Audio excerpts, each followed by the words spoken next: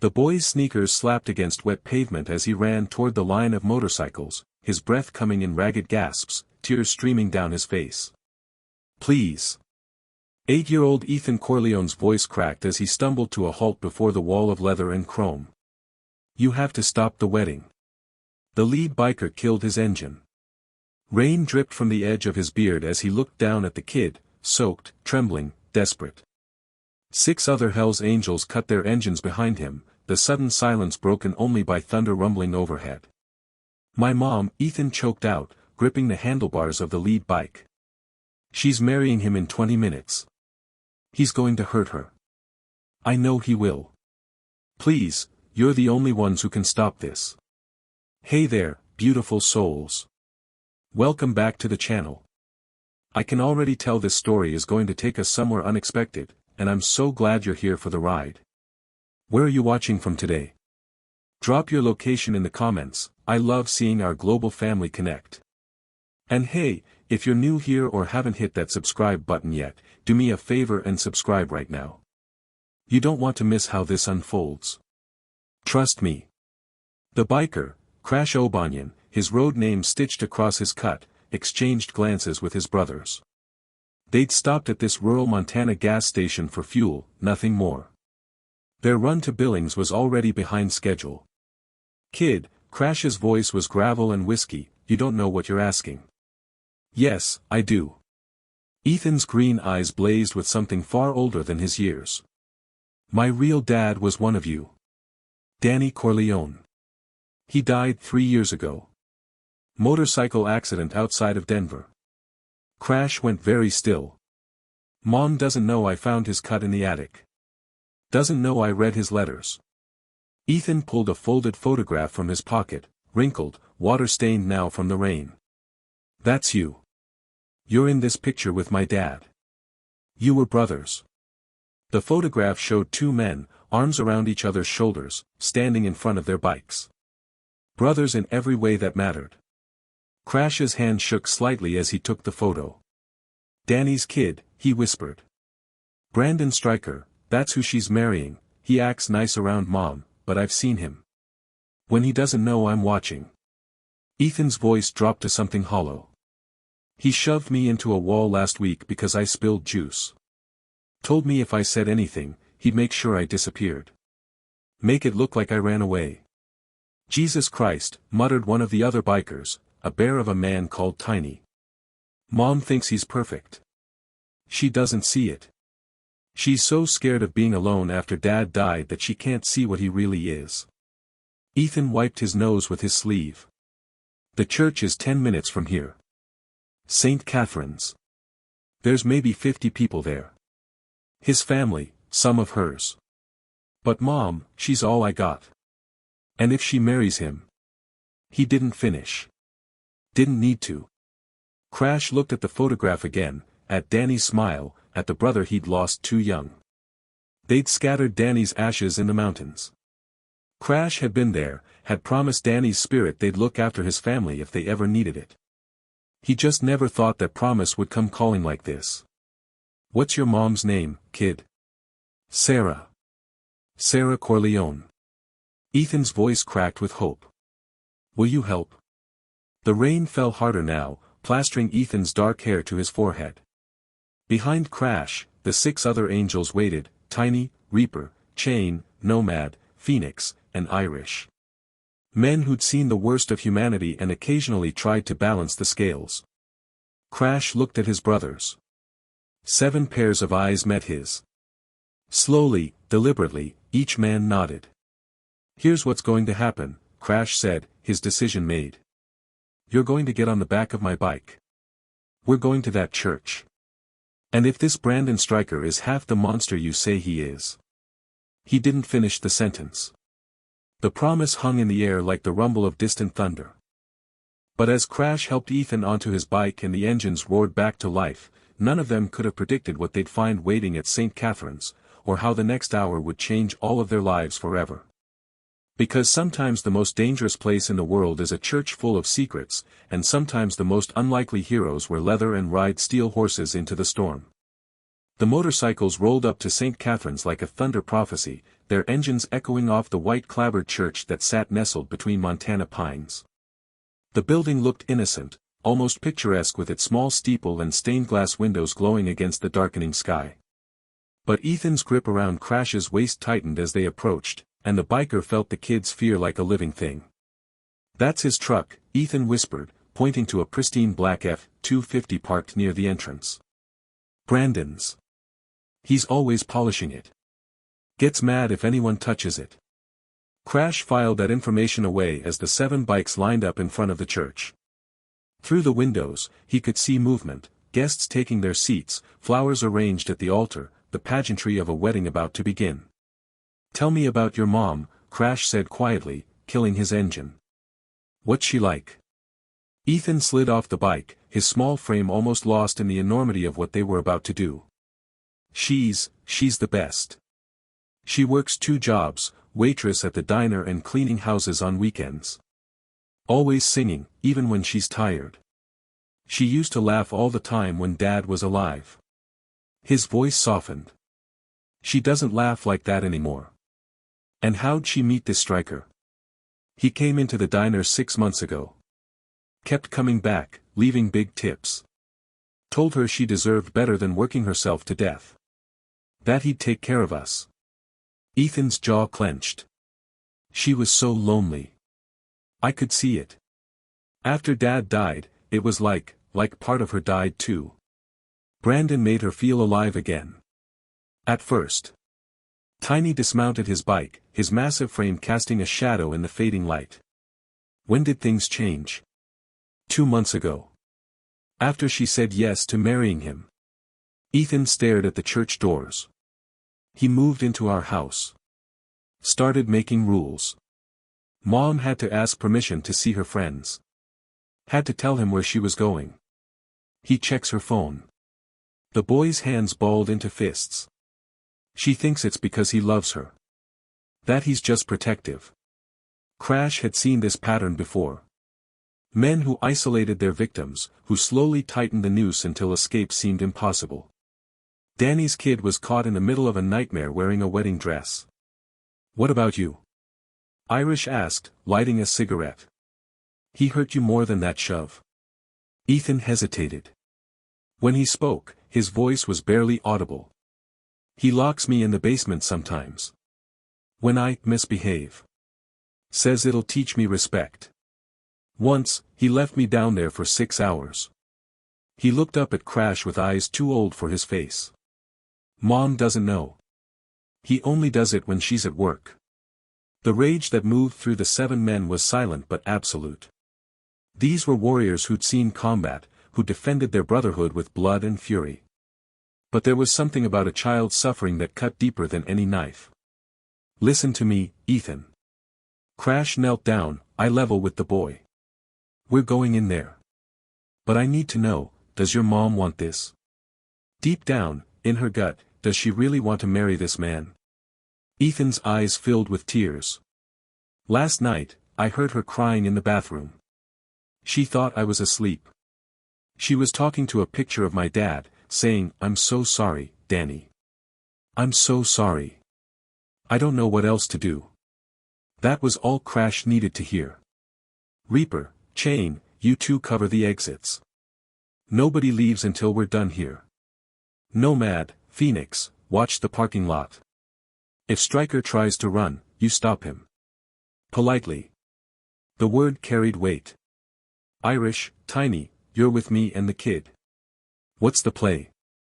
Tiny asked, cracking his knuckles.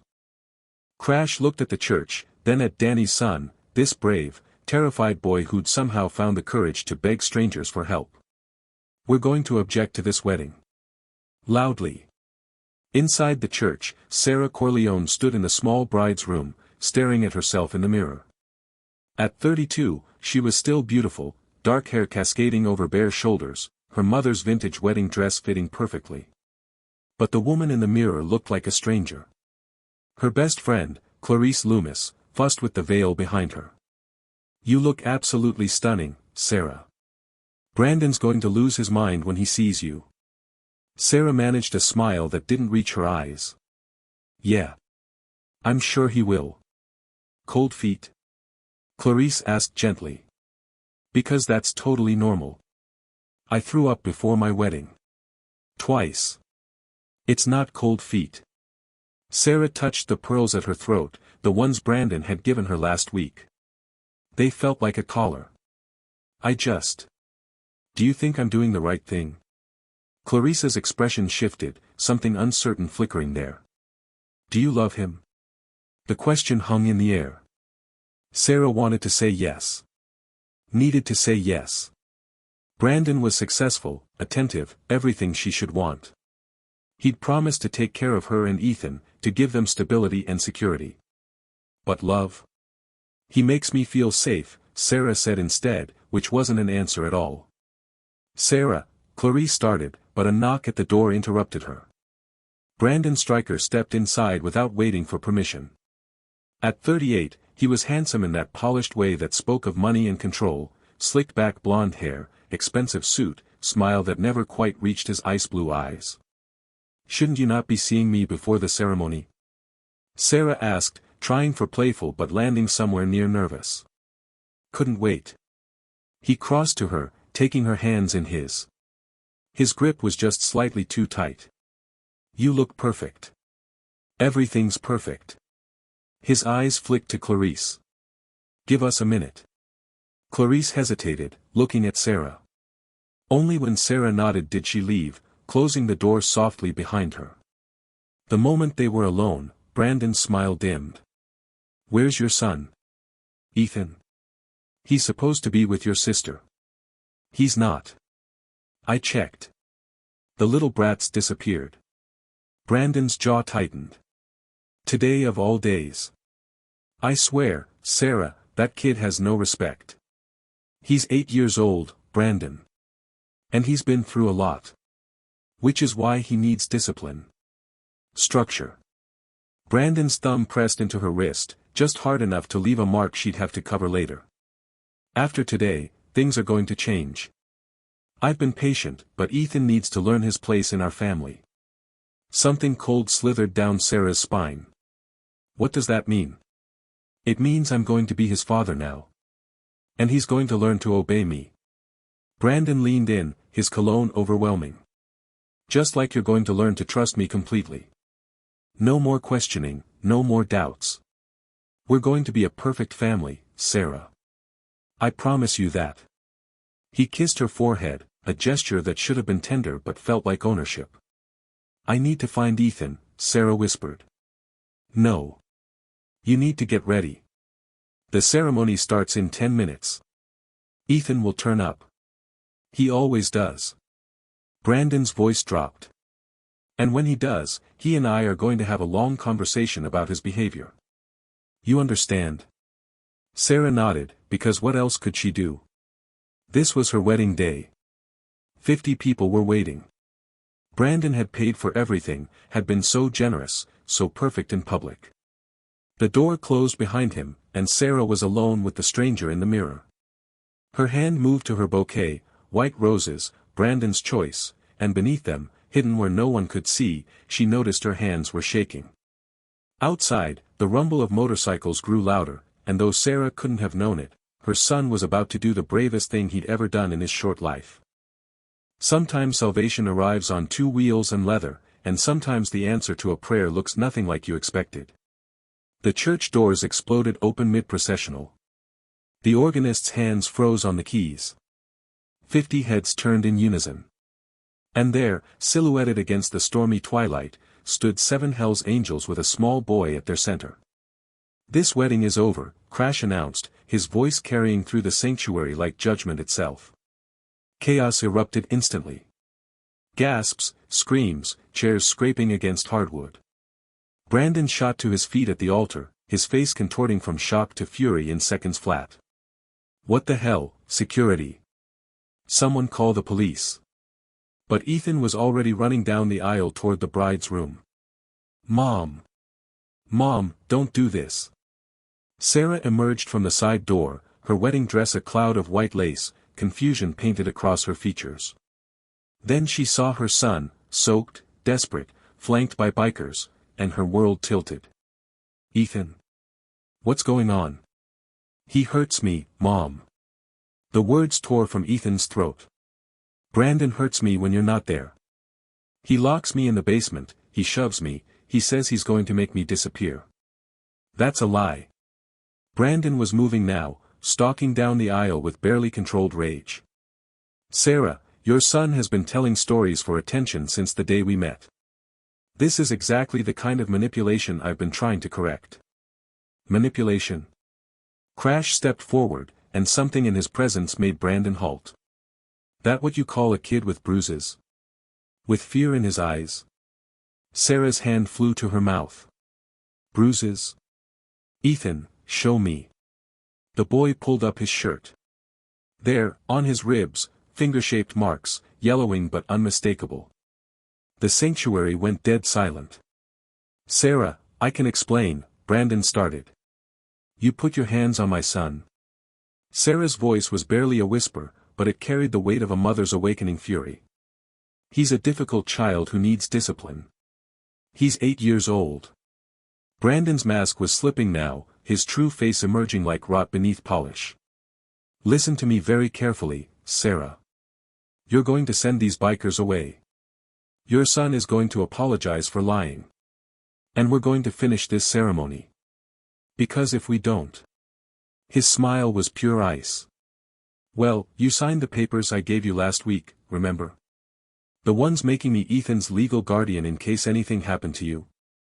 Think about what that means. Sarah's blood turned cold. The papers. She'd signed them without reading carefully, trusting him, believing he wanted to protect her son. She'd handed Brandon legal control over everything. That's right, Brandon continued, his voice dropping to something venomous. So here's what happens next. We get married.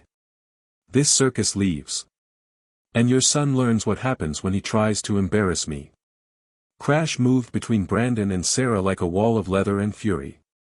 Or, and hear me out, you walk out of here right now and never come near this family again. Brandon laughed. You think you scare me? I know judges, police chiefs, state senators. You're nothing but criminals on motorcycles. Touch me, and I'll have every single one of you in prison by morning.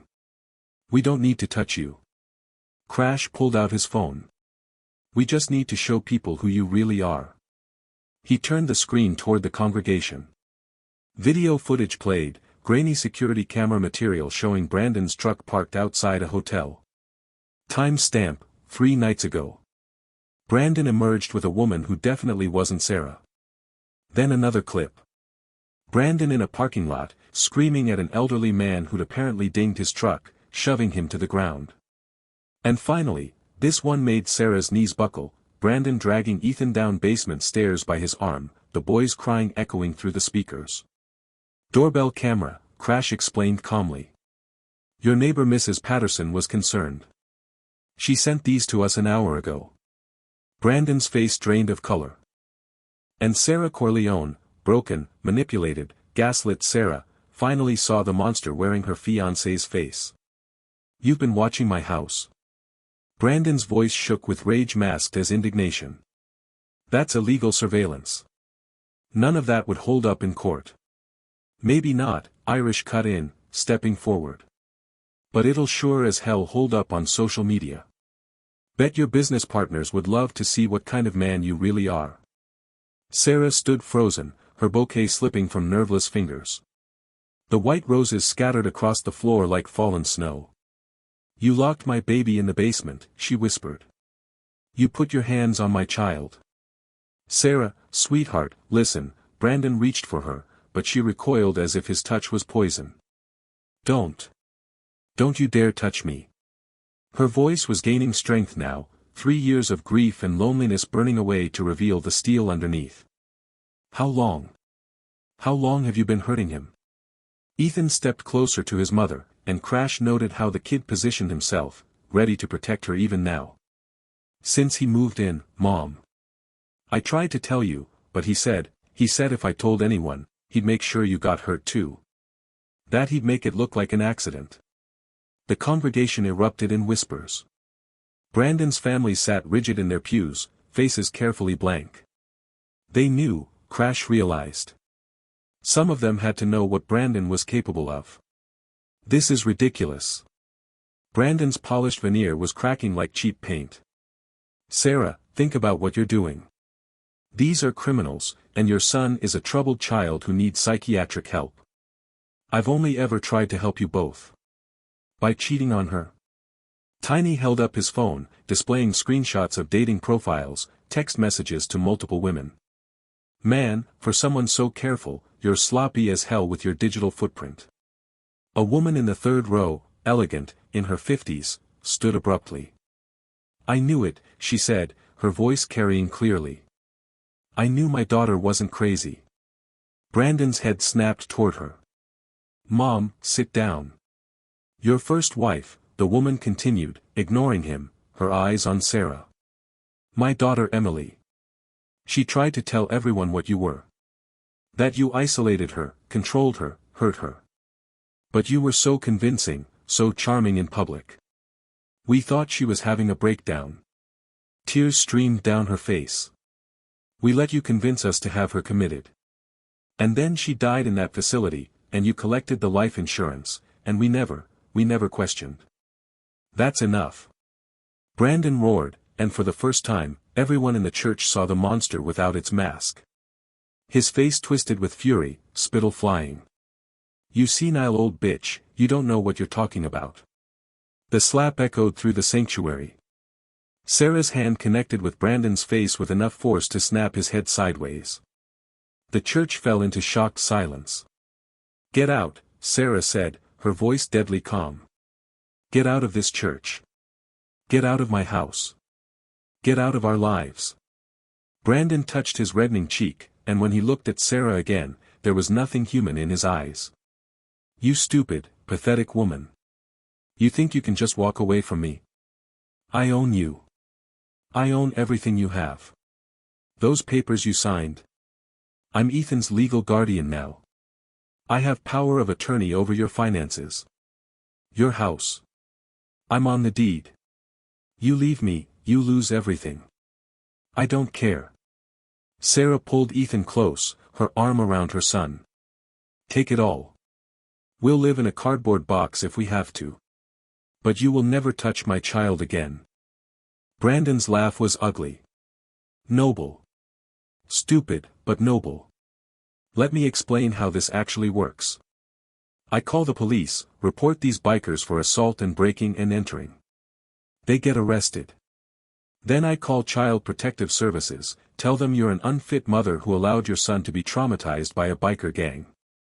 I have documentation, he tapped his temple, emails to myself describing your erratic behavior, your substance abuse problems. All dated, all time-stamped. Guess where Ethan ends up? Sarah's face went white. That's right. With me. His legal guardian. Brandon straightened his tie, composure returning like armor. So here's what happens next. We finish this wedding. These bikers leave. And we never speak of this again. Or I destroy you both. Crash caught Sarah's eye. Saw the desperation there, the trapped animal fear. But he also saw something else, a question. A plea for help that she couldn't voice aloud. He gave the slightest nod. There's just one problem with your plan, Crash said casually, pulling another phone from his jacket.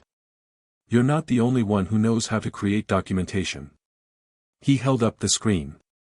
Legal documents filled the display, restraining orders, custody modifications, affidavits. While you were getting ready for your wedding, we were getting ready too. Ethan's neighbor, Mrs. Patterson. She's a retired family court judge. Very concerned about the welfare of children. She's been documenting everything for weeks. Brandon's confidence flickered. And Emily's mother?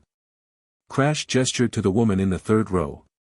She's been wanting to reopen the investigation into her daughter's death. Funny thing, she's got some very interesting text messages Emily sent her before she died. Messages describing threats. Abuse. Fear. The sanctuary had gone completely silent. Every eye was on Brandon Stryker, and his kingdom of lies was crumbling. "You've got two choices," Crash continued. "Walk out of here right now, sign away all legal claims to Sarah and Ethan, and disappear. Or we hand everything we've got to the police, the media, and every lawyer we know. Your business, your reputation, your freedom, all gone." Brandon's hands clenched into fists. For a moment, Crash thought he might actually swing. Then Brandon smiled, cold, calculated. "You think this is over? You think you've won?" He looked at Sarah one last time. "This isn't over. Not by a long shot." And he walked out. The church doors slammed behind Brandon with a finality that should have felt like victory. Instead, Sarah's legs gave out. Crash caught her before she hit the floor, his strong arms keeping her upright as the adrenaline drained from her body. "I've got you," he said quietly. "You're safe now." But even as he said it, his instincts screamed otherwise. Reaper's voice crackled through the radio clip to Crash's belt. "Boss, we got a problem. Stryker just made a call. Looked angry. Real angry."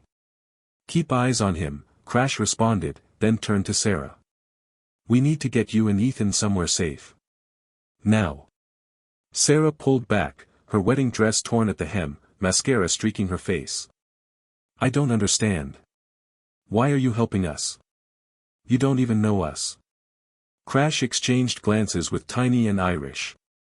The truth sat heavy on his tongue. "Your husband, your first husband, Danny. He was my brother. Not by blood, but by choice." He pulled out the photograph Ethan had shown him earlier. "We rode together for 8 years. When he died, I wasn't there. I've carried that guilt every day since." Sarah's hand trembled as she took the photo, her eyes filling with fresh tears. "Danny never talked much about his club days. He said that life was behind him, that he wanted to be a better man for me and Ethan. He was the best of us," Crash said softly. "Made me promise that if I ever got the chance, I'd help someone who needed it. Pay forward the good he put into the world." He looked at Ethan, who stood watching with those two old eyes. Never thought it'd be his own family calling in that debt. Before Sarah could respond, the church windows exploded inward. Glass rained down as 3 men in tactical gear crashed through, weapons raised. Chaos erupted, screaming guests diving for cover, Crash shoving Sarah and Ethan behind a pew as gunfire shattered the stained glass. "Down! Everyone down!" Tiny roared, overturning a heavy wooden pew for cover. But these weren't police. Crash recognized private security, the kind wealthy men hired when they needed problems eliminated quietly. Brandon had planned for this. The walking out, the false surrender, it was all theater. He'd had a backup plan all along. "Target is the woman and the kid," one of the tactical guys shouted. "Stryker wants them alive." Irish took down the first man with a brutal tackle, decades of street fighting making short work of tactical training. Chain and Nomad swarmed the second. But the third had a clear line on Sarah. Crash moved without thinking, throwing himself in front of her as the weapon discharged. The impact felt like getting hit with a sledgehammer. Crash went down hard, his shoulder exploding in pain. Not a bullet, a tranquilizer dart. The room started spinning. Crash! Sarah's scream seemed to come from underwater. Through blurring vision, Crash saw the tactical guy advancing on Sarah and Ethan. Saw Tiny trying to reach them but blocked by overturned pews. Saw Sarah grab a brass candlestick holder, her face transformed from frightened victim to fierce mother. She swung with everything she had. The candlestick connected with the tactical guy's helmet with a resounding clang that echoed through the church. He staggered, and Sarah hit him again. And again. Years of suppressed rage and fear poured into every blow until the man collapsed. Sarah stood over him, breathing hard, the candlestick still raised, her wedding dress splattered with blood from where she'd cut her hand on broken glass. "Nobody," she gasped, "touches my son." Crash tried to fight the drug pulling him under, but the world was going dark. The last thing he saw before consciousness fled was Emily's mother at the church entrance, phone to her ear, and behind her, police lights, finally, blessedly approaching. But also behind her, barely visible in the parking lot, Brandon Stryker sat in his truck, watching. Waiting.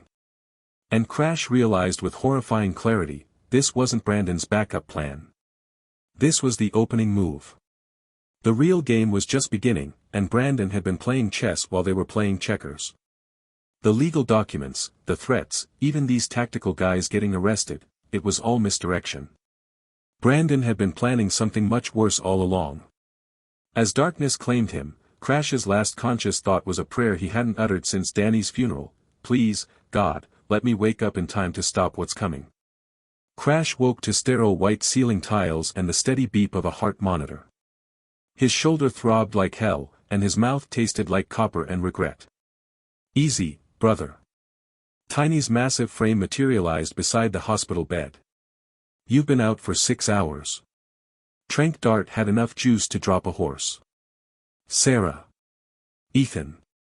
Crash tried to sit up, but his body wasn't cooperating. "Safe. They're in protective custody 2 floors down. Police have guards on their door."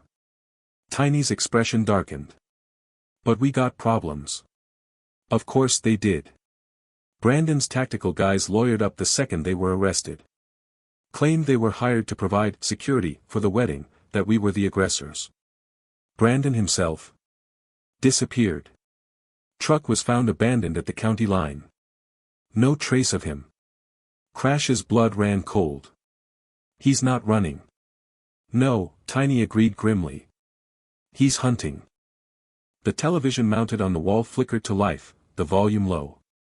Local news. Crash's stomach dropped as he recognized the church footage, cell phone video from the wedding, expertly edited. The anchor's voice cut through: "Violent biker gang disrupted a peaceful wedding ceremony, terrorizing guests and assaulting private security. The bride, Sarah Corleone, and her 8-year-old son are currently being questioned as witnesses. Brandon Stryker, the groom, has filed for emergency custody of the child, citing the mother's association with known criminals as evidence of an unsafe environment."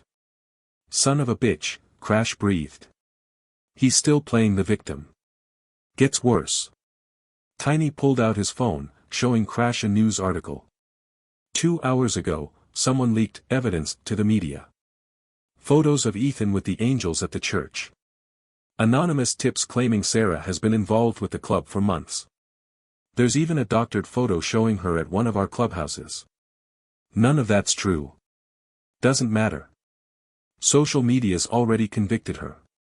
Brandon's lawyer released a statement saying he's heartbroken that the woman he loved put her child in danger. That he only wants to protect the boy from gang influence. Crash wanted to put his fist through something. Brandon had weaponized the system perfectly, using their rescue against them, painting Sarah as an unfit mother and himself as a concerned guardian. "There's more." Tiny's voice dropped. "Emily's mother, Mrs. Patterson. She went home after giving her statement to police. Someone broke into her house 3 hours ago.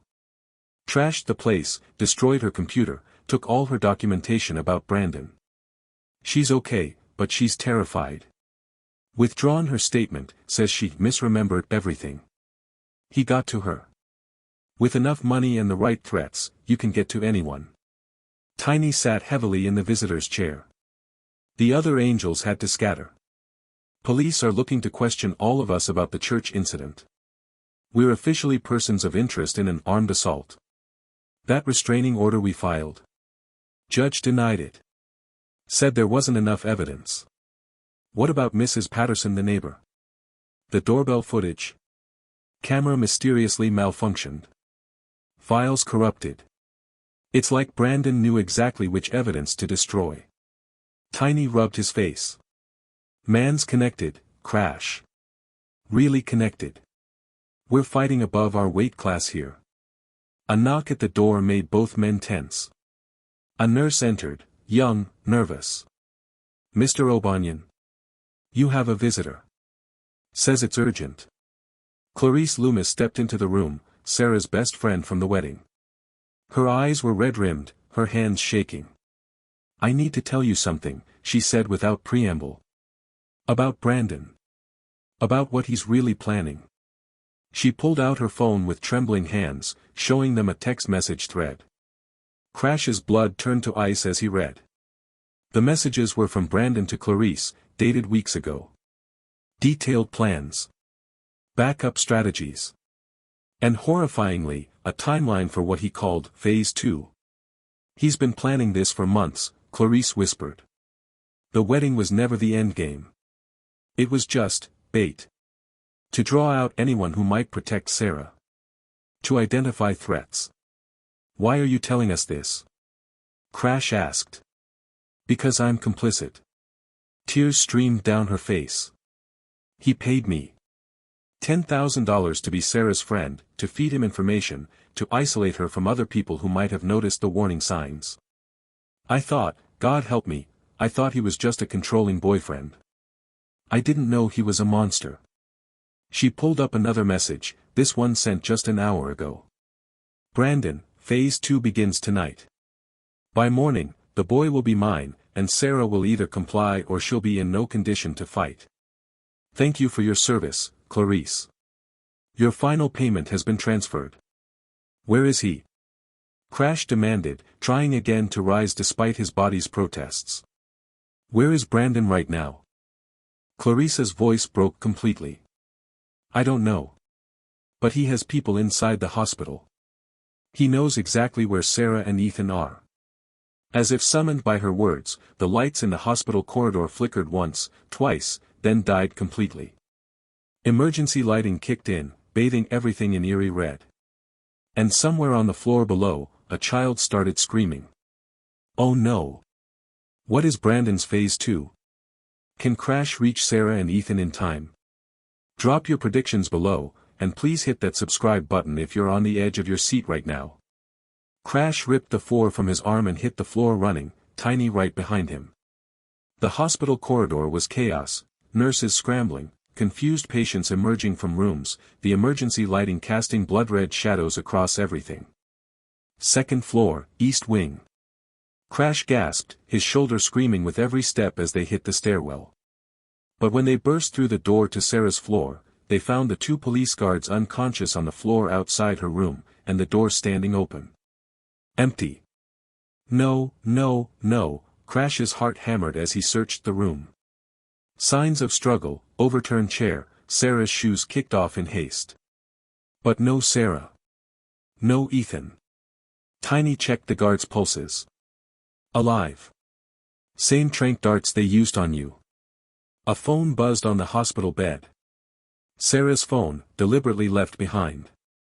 A new message glowed on the screen.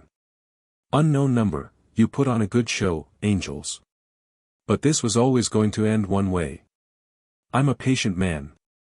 I'll wait for Sarah to come to me. And she will come. Because I have something she values more than her own life. You have 2 hours. Come alone, Sarah, or the boy pays for your mistakes. An address followed. An abandoned warehouse district outside town. It's a trap, Tiny said flatly. Of course it's a trap. Crash was already moving back toward the stairwell. That's why we're springing it. Crash, man, think this through. You can barely stand. We're down to 2 guys, the others are scattered, dodging cops. Brandon's got tactical training, resources, and probably a dozen guys waiting at that warehouse. I don't care if he's got the entire National Guard. Crash's voice was steel and fury. Danny asked me to watch over his family if they ever needed it. That boy is Danny's blood. I'm not letting some psychopath monster destroy what my brother built. Tiny studied his face for a long moment, then slowly grinned. Well, when you put it that way. He pulled out his phone. Let me make some calls. We might be down, but we ain't out. 15 miles away, in the back of a white van, Ethan Corleone fought against the zip ties binding his wrists. His captors, 2 men in security uniforms, ignored his struggling, their attention on the road ahead. Mom's going to kill you, Ethan said with more courage than he felt. And Crash and his friends are going to help. The driver laughed. Your mom's got 2 hours to show up alone, or we're taking you somewhere she'll never find you. Mexico maybe. Or Canada. Rich guys like Mr. Stryker, they got options. But what they didn't know, what Brandon in all his careful planning hadn't counted on, was that Ethan Corleone was Danny's son in more than just blood. Danny had taught his boy things in those precious years before the accident. Survival skills. How to read people. How to find advantages in impossible situations. And most importantly, how to pick a lock with nothing but a paperclip. The paperclip Ethan had stolen from the hospital nurse's station, the one he'd been clutching in his fist when they'd grabbed him, was already working on the zip ties behind his back. Sarah had been forced into Brandon's truck at gunpoint, but the moment her captor made the mistake of letting her sit in front, she became dangerous. "Brandon's going to be so happy to see you," the man said, keeping his weapon trained on her as he drove. "He's got big plans. Wedding in Mexico where you can't run. New identities. He really does love you, you know. Just wants you to understand who's in charge." "I understand perfectly," Sarah said quietly. Her hand had been slowly, carefully reaching for the door handle for the past 5 minutes. They were doing 60 on a rural highway, trees blurring past. Not ideal conditions. But Sarah had spent 3 years being safe, being cautious, being afraid. And where had that gotten her? Into a monster's grip. She thought of Ethan, brave, brilliant Ethan who'd had the courage to ask strangers for help. Her son had been stronger than her. Time to return the favor. "I understand that I'm done being a victim," Sarah said. And she grabbed the wheel. The truck swerved violently. Her captor screamed, trying to regain control. Sarah yanked harder, and the truck left the road, plowing through underbrush. She threw her door open and jumped. The ground hit her like a freight train. Pain exploded through her body as she rolled, the world spinning. Behind her, the truck crashed into a tree with a sickening crunch of metal. Sarah lay in the grass, every bone in her body screaming. But she was free. She pulled out the phone she'd stolen from her captor's pocket during the struggle, he hadn't even noticed, and dialed the one number she'd memorized from the hospital room. Crash answered on the first ring. "Sarah? Where are you?" "I don't know. Highway 47, maybe 10 miles out of town. I jumped from a truck." Her voice shook but held firm. "Where's my son? We're tracking him now. Are you hurt?" "Nothing that matters." Sarah climbed to her feet, ignoring the screaming protests from her battered body. "Tell me where to go. Tell me how to find my boy." And in that moment, Crash heard something in Sarah's voice that made him smile despite everything, the same unbreakable steel he'd heard in Danny's voice all those years ago. "I'm sending you coordinates now," he said. "And Sarah? We're ending this tonight." "Damn right we are." The warehouse loomed against the night sky like a tomb of rusted metal and broken windows. Crash pulled his bike to a stop 200 yards out, killing the engine. Behind him, headlights flickered off one by one as the cavalry arrived. Tiny hadn't been exaggerating. When Hell's Angels put out a call, brothers answered. 23 motorcycles now lined the access road, clubs from 3 states, old brothers who'd ridden with Danny, warriors who understood that some fights transcended territory and politics. This was about family. About a kid who needed protecting. About keeping a promise to a fallen brother. "Infrared shows 8 heat signatures inside," Irish reported, lowering his scanner. 2 on the ground floor, 6 upstairs in what looks like an office. 1 small signature, has to be the kid. "Brandon?" Crash asked. "Upper office. He's waiting." A motorcycle approached from the opposite direction, a single rider, no club colors. Sarah pulled to a stop, climbing off a borrowed bike with movements that spoke of pain barely contained. She'd found clothes somewhere, jeans, a dark jacket, her wedding dress abandoned in a ditch miles back. Her face was bruised, her hands bloody from the crash, but her eyes burned with purpose. "He's got my son," she said simply. Crash handed her a radio. "Then let's go get him back." Inside the warehouse, Ethan had finally worked his hands free. The paperclip trick had taken 20 minutes, but Danny's lessons had paid off. His captors had dumped him in a small office upstairs, assuming zip ties and a locked door would hold an 8-year-old. They'd assumed wrong. Ethan pressed his ear to the door, listening. 2 guards outside, talking in low voices. 6 more scattered through the building. And somewhere, Brandon waited. But Ethan Corleone was his father's son. And Danny had taught him one more crucial skill: how to create chaos when you needed a distraction. The chemical cleaning supplies in the corner would work perfectly.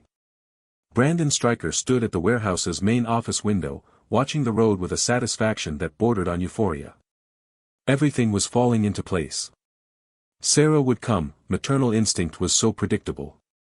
She'd walk right into his trap, and this time there would be no interruptions, no biker gang, no last-minute rescues. He'd bought property in the Cayman Islands under a shell corporation. New identities waited. In 72 hours, he and Sarah would be married under different names in a country with no extradition. She'd fight at first, but isolation and time would break her. They always did. The boy would learn obedience or he'd be disposed of. Brandon hadn't decided which yet. His phone buzzed. The perimeter guard. "Sir, we've got movement. Multiple vehicles approaching." Brandon smiled. "Let them come. Spring the trap when they're all inside." But then he smelled smoke. The explosion of homemade stink bombs, bleach and ammonia mixed in plastic bottles, wasn't large, but in an enclosed warehouse, the effect was immediate. Choking gas filled the upper floor. Guards stumbled from their positions, eyes streaming, lungs burning. Ethan kicked open the office door and ran. He made it 10 feet before a hand grabbed his collar, yanking him backward. Brandon, a cloth pressed over his nose and mouth, his eyes cold with fury. "You little rat," Brandon hissed. "Just like your pathetic father." "My father," Ethan gasped, "was worth 10 of you." Brandon's hand raised to strike, and found himself staring down the barrel of a pistol. Sarah stood in the doorway, the weapon steady despite her shaking hands. Behind her, the sounds of the Angels engaging Brandon's security team echoed through the warehouse, shouts, crashes, the systematic dismantling of hired muscle by men who'd been fighting their whole lives. "Let him go," Sarah said quietly. "Or what? You'll shoot me?" Brandon's smile was vicious even as he kept his grip on Ethan. "You're not a killer, Sarah. You're a waitress who cleans houses. You don't have the spine." The gunshot was deafening in the enclosed space. Brandon screamed, clutching his leg where Sarah's bullet had torn through his thigh. His grip on Ethan released, and the boy scrambled away, running to his mother. Sarah kept the weapon trained on Brandon as he collapsed, blood pooling on the concrete. "You're right," she said, her voice steady now. "I'm not a killer. But I am a mother. And you will never touch my son again." Crash appeared in the doorway, tiny and Irish flanking him. The sounds of fighting below had stopped. Brandon's security team was finished. "Police are 3 minutes out," Crash reported. Anonymous tip reported gunshots and a kidnapping in progress. Brandon laughed through his pain, bitter and broken. "You think this ends here? You think I don't have lawyers, connections, money? I'll be out in 6 months, and when I am, you'll be waiting a long time." Mrs. Patterson, Emily's mother, stepped into view, her phone held high, recording everything. "Because this video, combined with the documentation I've been sending to the FBI for the past 6 hours, means you're never seeing daylight again." Behind her, Agent Morrison of the FBI stepped forward with handcuffs. "Brandon Stryker, you're under arrest for kidnapping, assault, attempted murder, and about 15 other charges we're still compiling. You have the right to remain silent." As the agent read Brandon his rights, Sarah dropped the gun and pulled Ethan into her arms, both of them shaking, both of them finally, blessedly safe. Crash watched them hold each other, and for the first time since Danny's death, he felt the weight of guilt lift from his shoulders. Promise kept, brother. Promise kept. 3 months later, the diner smelled like coffee and fresh pie, the kind of comfortable normalcy that Sarah had forgotten could exist. She moved between tables with practiced ease, her smile genuine now, reaching her eyes in a way it hadn't for years. "Order up," The cook called, and Sarah grabbed 2 plates of lunch special, delivering them to the corner booth where an unlikely friendship had taken root. Crash looked up from his menu, grinning. "You're trying to fatten me up, aren't you? Someone has to. You bikers live on gas station coffee and regret." Sarah refilled his cup, her tone teasing. "Where's the rest of your crew?" "Irish is teaching Ethan how to change motorcycle oil. Tiny's helping Mrs. Patterson move into her new place. Turns out the book deal she got for her story about exposing Brandon pays pretty well." Crash took a sip of coffee. "And the others went back to their territories. But we're never far if you need us." Sarah slid into the booth across from him, stealing a fry from his plate. 3 months ago, she never would have felt comfortable enough for such casual intimacy.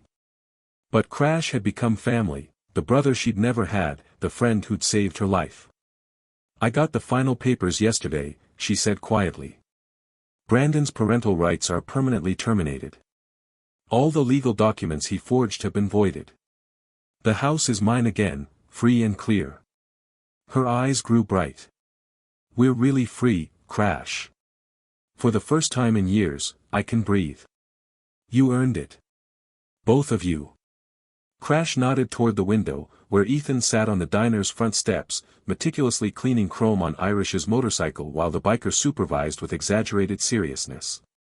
The boy had grown in 3 months, not physically, but in the way he carried himself. The fear had left his eyes, replaced by confidence and joy. He laughed now, loud and often, making up for lost time. "He wants to learn to ride," Sarah said. "When he's older. Says he wants to be like his dad. Danny would be proud of him.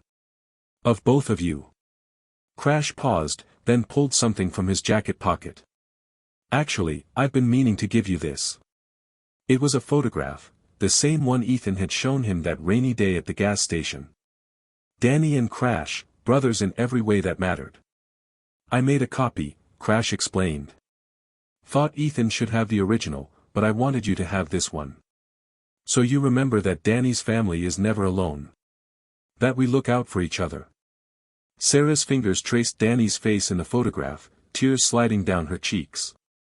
"He loved you all so much. Used to tell me stories about the road, about the brotherhood. I didn't understand it then, what it meant to be part of something bigger than yourself. And now. Now I get it."